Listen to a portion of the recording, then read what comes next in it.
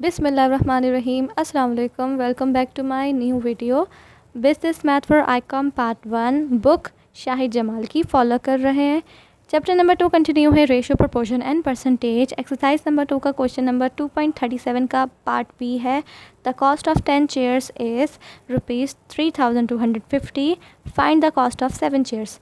10 chairs की price और cost है 3250 और हमें अब 7 चेयर्स की कॉस्ट या प्राइस फाइंड करनी है। ठीक है, तो सबसे पहले यहाँ पे 2 हेडिंग डलेगी। तो यहाँ पे तो सबसे पहले कॉस्ट ऑफ चेयर हमें फ़ाइंड करनी है ना, तो एक कॉस्ट ऑफ चेयर हो जाएगी उसकी हेडिंग, और उसके साथ हमें उसका पेयर किसके साथ बनाना होगा, नंबर ऑफ़ चेयर्स के साथ। ठीक है, तो यहाँ पे हमने कॉस्ट ऑफ चेयर्स, ठीक है, उसकी हेडिंग डाल दी, और जो कॉस्ट का यूनिट होगा यानी कि उसका यूनिट होगा वो रुपीज़ में लिखेंगे। ठीक है, उसके बाद नंबर ऑफ़ चेयर्स, ठीक है, उसकी हेडिंग डाल दी।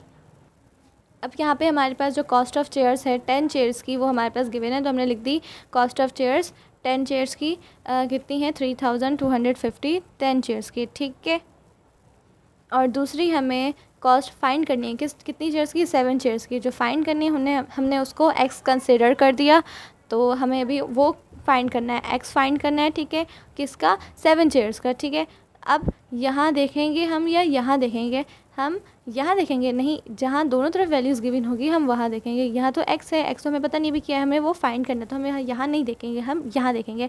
यहाँ देखेंगे कि हमारे पास चेयर्स कितनी थी, नंबर ऑफ़ चेयर्स हमारे पास कितनी थी, 7 थी। ठीक है, हमने क्या की, थोड़ी सी बढ़ा दी। कितनी बढ़ा दी, हमने बढ़ा दी, हमने कम कर दी। 7 चेयर्स थी, हमने क्या कर दी, कम कर दी।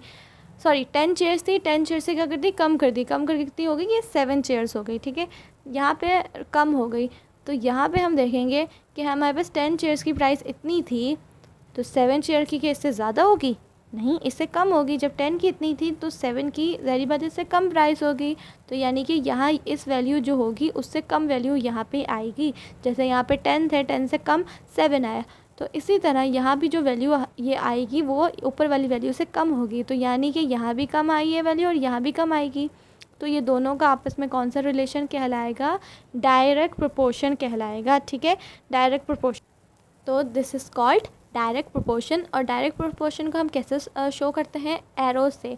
दोनों के दोनों एरोस एक ही तरफ होने चाहिए, या तो नीचे की तरफ दोनों के एरोस हो या तो ऊपर की तरफ दोनों के एरोस हो। ठीक है, अब ये जो हमारे पास x/2, हमने इसको जो वैल्यू है हमारे पास 3250, हमने इसको इस तरह से लिख लिया। हमने नीचे वाली वैल्यू से इसलिए स्टार्ट किया लेना क्योंकि x हमें फाइंड करना है ना, तो इसलिए हमने x को लेना स्टार्ट किया। ठीक है, और अगर ऊपर वाली वैल्यू से लिखेंगे, ऊपर वाली वैल्यू से ही लिखी जाएगी, तो दूसरी तरफ भी ऊपर वाली वैल्यू से लिखी जाएगी। ठीक है, अगर हमने नीचे वाली वैल्यू से लिखना स्टार्ट किया है तो यहाँ इस वाली वैल्यू, ये इधर भी हमने नीचे वाली वैल्यू से ही लेना है, लेकिन अभी हमने नीचे वाले से लिया है तो नीचे वाली की तरफ से दोनों से लेना। अगर ऊपर वाली से करेंगे हम स्टार्ट तो दूसरी तरफ भी ऊपर वाली वैल्यू से लेंगे।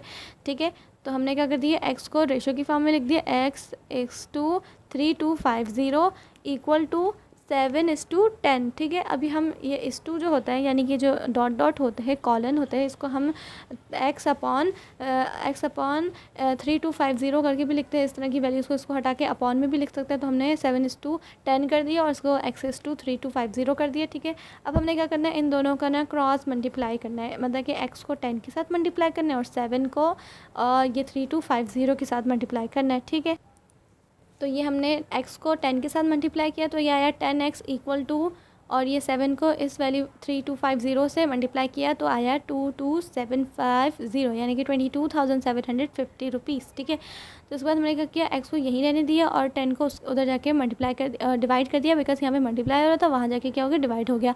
अब ये 0 से 0 कैंसिल हो गया और नीचे वाला 1 लिखते नहीं है, तो x की हमारे पास वैल्यू आ गई 2275 रुपीज़ आ गई। ठीक है, और हमने इसका यूनिट लगाना है। यूनिट क्या लगाएंगे, रुपीज़ लगाएंगे, क्योंकि हमें कॉस्ट ऑफ शेयर्स यानी कि प्राइस ऑफ शेयर्स फाइंड करनी थी और उसका यूनिट रुपीज़ में था। और हमारे पास देखिए कितनी वैल्यू आई, 2000 आई ना, 2275, और यह ऊपर वाली वैल्यू कितनी थी, 3250 थी ना, तो ये वाली कितनी आई, कम आई, इस वाली वैल्यू से कम आई। तो और यहाँ भी ये वाली वैल्यू इस वाली वैल्यू से कम थी, मतलब ये वाली वैल्यू कम थी, तो हमारे ये क्या हो गया, यानी कि इधर भी कम आई नीचे वाली वैल्यू और इधर भी कम आई, तो ये हमारा क्या कहलाता है, डायरेक्ट प्रोपोर्शन कहलाता है। ठीक है, तो ये हमारा आंसर है। एक्स की हमारे पास वैल्यू आ गई है 2275 रुपीज़। तो ये हमारा आंसर यहाँ कंप्लीट होता है। So thanks for watching this video. अल्लाह हाफिज़।